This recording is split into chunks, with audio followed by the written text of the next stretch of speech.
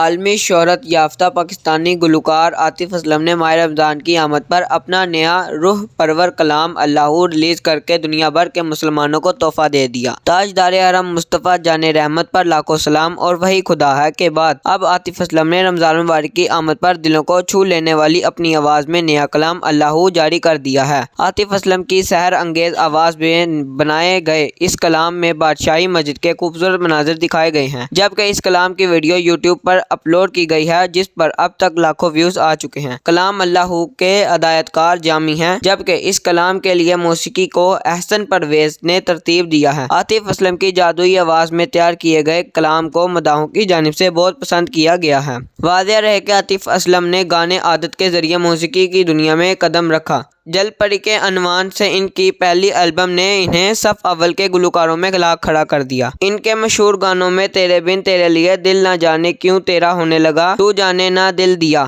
شامل ہیں۔ عاطف اسلم نے گانوں کے بعد چند حمد اور کلام بھی پڑھے۔ گلوکار کے مطابق وہ اپنی دلی خوشی اور سکون کے لیے کلام پڑھتے ہیں۔ رانا عدنان، آواز نیوز۔